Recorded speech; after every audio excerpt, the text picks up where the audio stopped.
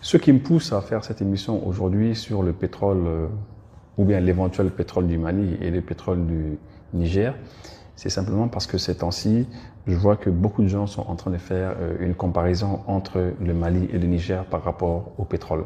Oui, l'autre jour, j'ai fait une émission avec tonton Daouda Tekete.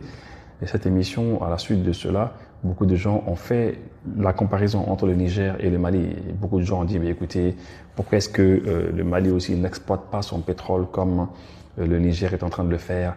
Parce que tout est né en fait de ce qui s'est passé l'autre jour en Côte d'Ivoire. Vous savez que le ministre de l'Industrie et du Commerce malien a informé la population en indiquant que la Gestoci, la structure ivoirienne qui est chargée de stocker le pétrole, les hydrocarbures de manière générale, et bien cette structure n'arrive pas totalement à satisfaire les opérateurs économiques maliens, bien que les opérateurs économiques maliens ont déjà payé. Imaginez un petit peu, vous partez en Côte d'Ivoire, vous avez de l'argent, vous payez des hydrocarbures, notamment du gasoil, du jet, etc., ou bien de l'essence, vous déposez de l'argent, et puis la Gestoci n'arrive pas à vous fournir, elle n'arrive pas à vous fournir totalement ce dont vous avez besoin. Donc lorsque le ministre en a parlé, eh bien, beaucoup de gens se sont posé la question, est-ce qu'au Mali on n'a pas du pétrole? Est-ce qu'il ne faudrait pas qu'un jour on essaie d'exploiter notre pétrole? Est-ce que, voilà, donc tout est venu de là. Maintenant, lorsque j'ai vu les Maliens et d'autres personnes faire des comparaisons entre le Mali et le Niger, je me suis dit qu'il fallait essayer peut-être d'apporter aussi mon point de vue par rapport au débat. Et c'est pour ça que j'ai fait cette émission-là. Vous savez, l'histoire du pétrole au Niger, en réalité, c'est initialement lié au président Mamadou Tandja. Mamadou Tandja qui a dirigé le pays entre 1999 et 2010. Et s'il n'est pas celui qui a découvert l'or noir au Niger, quand même, les premières explorations, comme vous devez le savoir, les premières explorations remontent dans les années 70 avec des compagnies occidentales telles que Texaco, Elf, etc. Mais c'est quand même Mamadou Tandja, c'est lui qui a pris la décision politique, c'est lui qui a pris la décision historique de concrétiser son exploitation industrielle. C'est lui qui l'a fait. Et le tournant majeur s'est joué en juin 2008.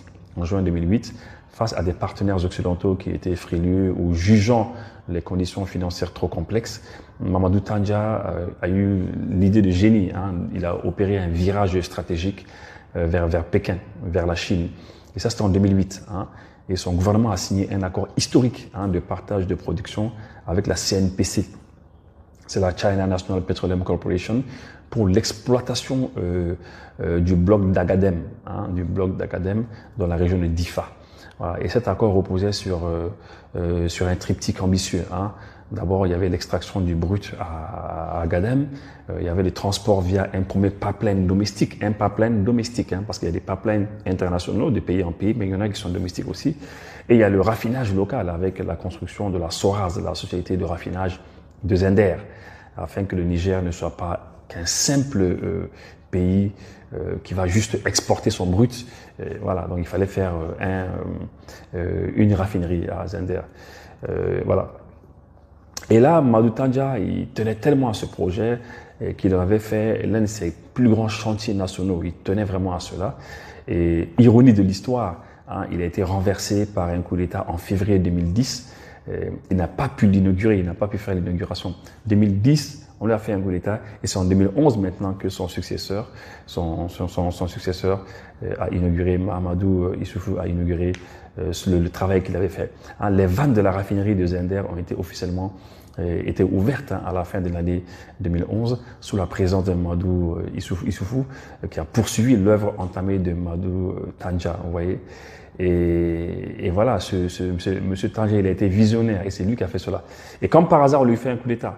Voilà. Aujourd'hui, alors que le Niger a franchi un nouveau cap historique avec la mise en service du grand oléoduc exportateur vers le Bénin, la figure de Mamadou Tandja reste largement saluée dans le pays comme celle du bâtisseur qui a propulsé le Niger dans le club des nations productrices de pétrole. Vous voyez.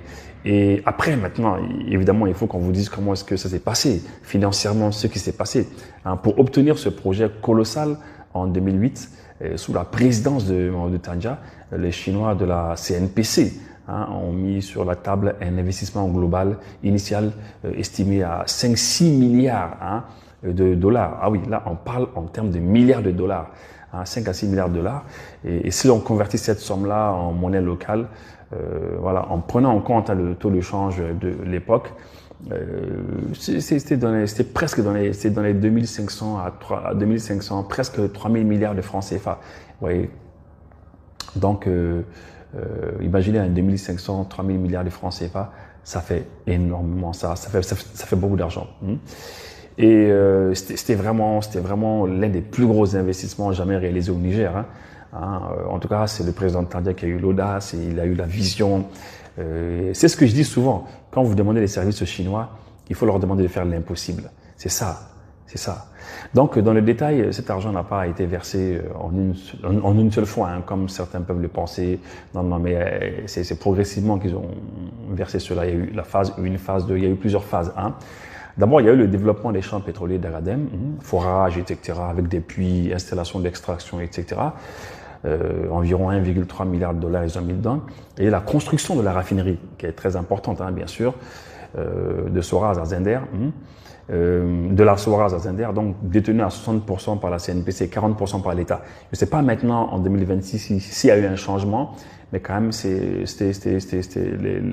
choses ont commencé comme ça. Et là, c'était 1,2 milliard de dollars environ. Et ça a été financé en partie par un prêt de la China Exim Bank, etc. Voilà. Donc, le premier pipeline domestique reliant les puits d'Agadem à la raffinerie de Zender, c'est 430 km à peu près. C'était autour de 350 millions de dollars. Voilà, c'est ça. Dans le reste du budget couvrait les droits d'entrée, le permis de recherche et puis évidemment les phases d'exploration initiale sur ce grand bloc. Et pour la Chine, c'était à l'époque un investissement très lourd, quand même très lourd, et motivé surtout à l'époque par un cours du pétrole qui dépassait les 120 dollars le baril, dont la Chine s'est lancée dedans. Et pour le gouvernement de Mamadou Tandja, obtenir une telle somme d'un seul partenaire, là où les Occidentaux étaient frileux, hésitaient, ça a été ça a été le coup d'accélérateur décisif. Et les Chinois, c'est ce que j'ai dit très souvent et je le répète une fois de plus, lorsque les États africains veulent demander aux Chinois de réaliser quelque chose, très souvent, ils ne sont pas aussi ambitieux que Mamadou Tandja.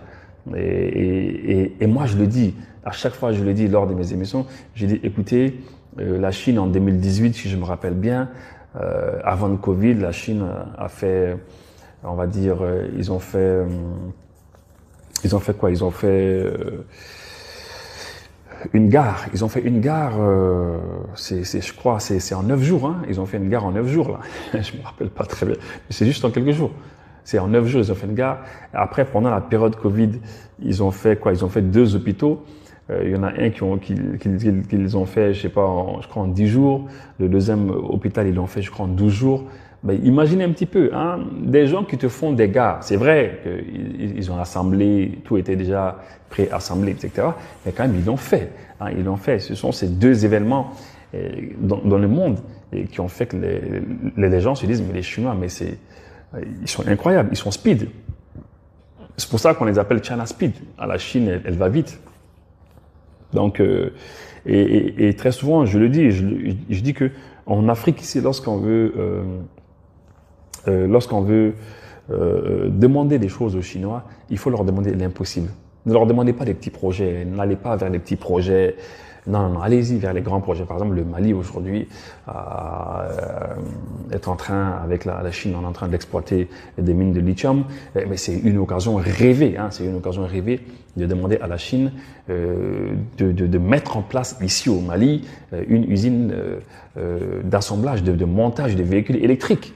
Et quand je dis véhicules électriques, j'entends par là des cars, des bennes, d'autres camions, des voitures simples pour le grand public, des motos Surtout les motos, vous savez, au Mali, ici, dans les pays du Sahel, dans nos pays, ce sont les motos. Les gens circulent beaucoup plus à moto.